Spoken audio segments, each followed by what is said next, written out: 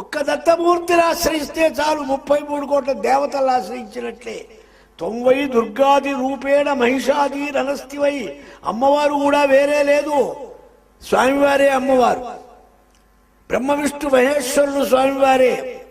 కంపేరిటివ్గా మనవి చేస్తుందా వెంకటేశ్వర స్వామి చూడండి, కమలంలో నిలుచున్నాడు బ్రహ్మ, నాగాభరణాలు పెట్టుకున్నాడు శివుడు, లక్ష్మి వక్షస్థలంలో ఉంది విష్ణువు, ఆలయం మీద సింహం మార్కులు ఉన్నాయి అమ్మవారు. సరిగా యోగమూర్తి భోగమూర్తి ఆంతర్యంగా గుర్తిస్తే తెలుస్తుంది. శ్రీ దత్తాత్రేయ గురుమూర్తి అంతే.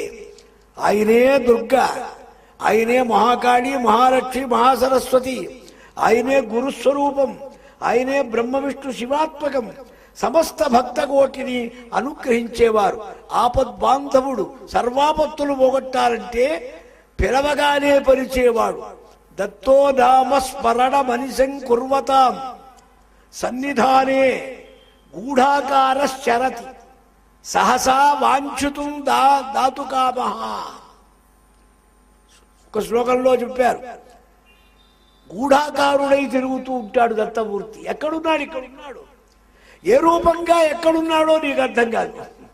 నీకేమిటి? నవనాథులకు కూడా అర్థం కాలే, బ్రహ్మాదులకు అర్థం కాలే, సనకాదులకు అర్థం కాలే. గుర్తించిన తర్వాత అనుగ్రహం పొందారు వారు. ఎట్లా ఎక్కడుంటాడన్నారు? స్మరణ మనిషం కుర్వత, సర్వదా స్మరణ చేస్తే చాలు. నీ వెనక ఉంటాట, వీపు వెనక, ఎక్కడో ఉండడు. మనం ముందు ఉన్నాడని చూస్తాం, ముందు కనపడతాడా? వెనకే ఉంటాడు, వీపు వెనక. ఎందుకుంటాడన్నాడు? వాంఛితము దాతుకామః సహస. నువ్వు అడగ్గానే ఏదన్నా ఇవ్వాలంటే ఎక్కడో ఉంటే ఇవ్వటం ఆలస్యం అవుతుంది.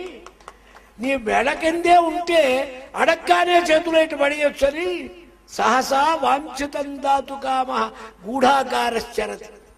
పిలిస్తే పలికేవాడు ఎవరన్నారు? అందుకే ఆయనకు బిరుదు స్మర్తృగామీ సమావతు. దత్తాత్రేయం మహాత్మానం వరదం భక్తవత్సలం పవన్నార్తిహరం వందే స్మర్తృగామీ సమావతు.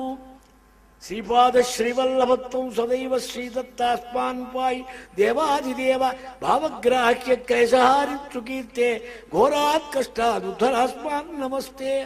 ఘోర కష్టోద్ధరణ స్తోత్రం. సమస్త కోరికలు ఇవ్వాలంటే పిలిస్తే చాలు పలికే స్వామి. ప్రసన్నుడు, త్రిమూర్తిధరుడు, శక్తి స్వరూపుడు. కలియుగంలో చాలా సుప్రసన్నమై వెణుకువతో పిలిస్తే చాలు బయలుదేరి వద్దామని ఆదౌ బ్రహ్మస్వరూపాయ మధ్యే విష్ణుస్వరూపిణే అగ్రత శివరూపాయ దత్తాత్రేయ నమోస్తుతే. యజ్ఞకర్త్రే చ యజ్ఞాయ యజ్ఞభోక్త్రే చ ధీమతే యజ్ఞస్వరూపాయ దత్తాత్రేయ నమోస్తుతే. నారద ప్రోక్త దత్త స్తోత్రం. సమస్త దేవతలు స్తుతులు చేస్తారు.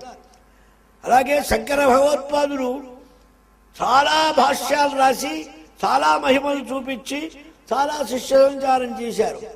ఒక రాత్రి స్వప్నంలో కనపడ్డారు దత్తాత్రేయులు వారు. ఇంత చేశానన్నావు, నీకు శక్తులు రాద్దే, నువ్వేం చేయగలవు? ఇదిగో నేను చెబుతున్నా, నా సహస్రనామ స్తోత్రం ఉపదేశిస్తున్నా, ఇది పారాయణ చేయి, నీకు సర్వశక్తులు వస్తాయి అన్నారు. దత్తాత్రేయుల వారు ఉపదేశించారు స్వప్నంలో శంకర భగవత్పాదులకి. అది దత్తాత్రేయ సహస్రనామ స్తోత్రం సంప్రదాయంలో ఉంది, కల్పంలో, దత్తాత్రేయ కల్పంలో. కనుక అందులో ఆ తర్వాత వచ్చింది వారికి పరకాయ ప్రవేశ శక్తి, యోగ శక్తి, లేకపోతే అఖండ భూమండలాన్ని సర్వత్రా సంచరించే శక్తి 32 ఏళ్లలో ఎలా రావాలి? భాష్యాలు రాయాలా, ప్రకరణ గ్రంథాల, స్తోత్ర గ్రంథాల, సర్వగ్రంథాల మీద మీమాంసల, శారీరక మీమాంసల, బ్రహ్మసూత్రముల, తద్వ్యాఖ్యానాల, ఉపనిషద్ విచారాల, ఇవన్నీ చేయటమే కాక శిష్యులకు బాణం చెప్పడం కాక వీటిని బోధించడం కాక జగత్తుల్లో స్థాపించి ధర్మస్థాపన. శ్రీ దత్తాత్రేయ అనుగ్రహం మీకు బాగా కావాలంటే దీనికి దృష్టాంతం శంకర భగవత్పాదులు అవతార సమాప్తిలో దత్తాత్రేయ గుహలోకే వెళ్ళారు. కేదారఖండంలో చక్కగా చూడండి, మాధవీయ శంకర విజయమే ప్రమాణం, మనకి ఇంకోటి కాదు.